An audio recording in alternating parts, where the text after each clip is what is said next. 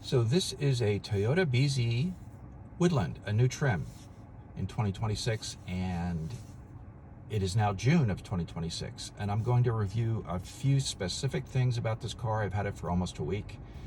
One will be the AI, the Advanced Driver Assistance System. Another will be charging.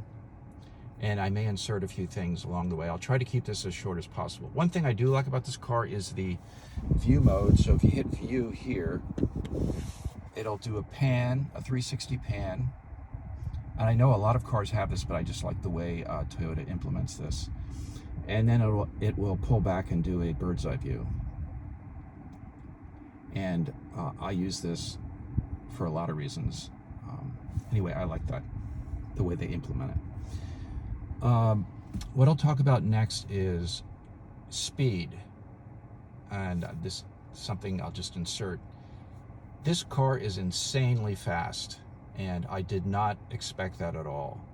So it's an all-wheel drive. The torque in this car is insane, and I've driven a lot of EVs. I always have them for a week. I've had a couple of Lucids. It's not as fast as a Lucid, but it's close.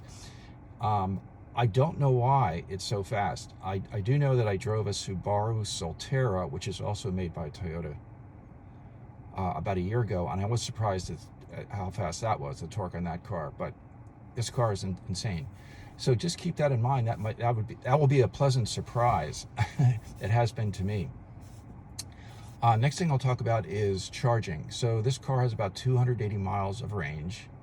It's it's the Woodland trim, which is it's for off-roading, really, or people call it overlanding, whatever you want to call it. Light off-roading. It has bigger tires,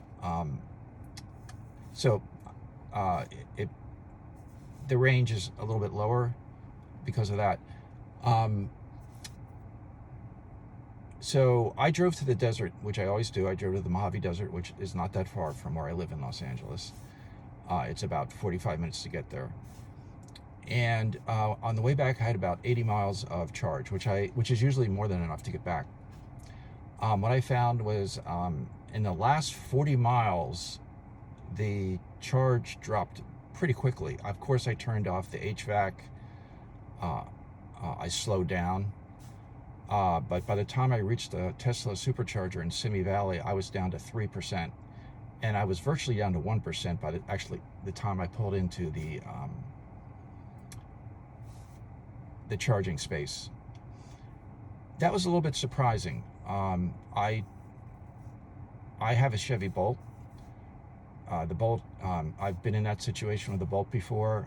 It's much better at conserving power in let's say the last 20 or 10%.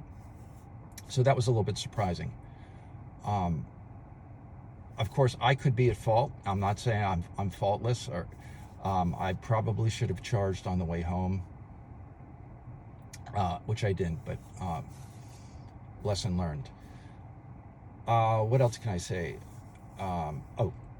So it comes with a Tesla NACS port, a native port, which is very helpful. I've done all my charging at Tesla superchargers. I've charged at the Tesla Diner in Los Angeles. I've also charged at the Simi Valley Tesla charger that I just referenced. One thing to keep in mind is the car has to be off when you initiate a charge. I didn't know that. Every car I've ever charged, it doesn't matter if the car is on and off. With this car, the car has to be off. That was frustrating for me at first because I just assumed it, but that assumption was wrong. So be aware that the car has to be off. Plug it in, and then it will initiate the charge. The next thing I will talk about is the ADAS, the Advanced Driver Assistance System. It's a very basic system. I used it the whole time whenever I went for any distance in this car. Went to the desert, went to downtown Los Angeles. I used it. It's a basic lane centering technology. So what it does, it keeps the car in the lane, and it'll steer the car for you. So it'll really drive the car for you. But it's very basic. You do have to take back control pretty often because insists that you take back control, so it has trouble reading the road, if you will. It is not at the level of, let's say, a Cadillac Lyriq. For example, Cadillac Lyriq is much better at reading the road. It'll do an automatic lane change. It'll initiate the lane change on its own, overtake the car, then get back into the right lane. This car does not do that. Of course, Rivian does that now. Tesla does that, of course. But if you're going on a long trip, and I did use it when I went to the Mojave Desert, it takes a lot of the stress out of driving. So it will, essentially, as long as you're staying in your lane, and on a desert highway, you do just tend to stay in your lane for long distances, it does the driving for you. So that's very helpful. And that's it. I'm not going to give a comprehensive review of this car. I'm just going to cover the features that I thought are worth covering.